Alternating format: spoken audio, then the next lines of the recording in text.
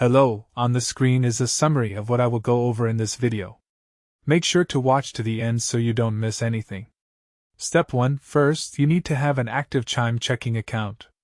If you don't have one yet, download the CHIME app or visit their website and sign up. It only takes a few minutes and you'll need your basic info like your name, social security number, and address. Step 2. Next, set up direct deposit from your employer into your CHIME account. Go into the app, find the direct deposit section under settings, and you'll see your account and routing number. Give these to your employer's payroll department so your check gets deposited directly to CHIME instead of a traditional bank. Step 3.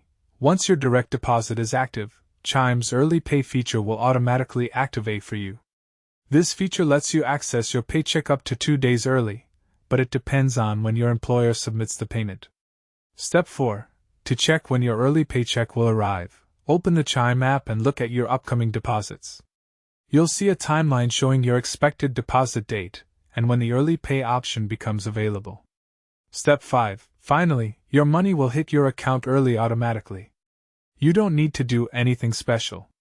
Just keep your account in good standing and maintain your direct deposit, and you'll keep getting that early access benefit every pay period.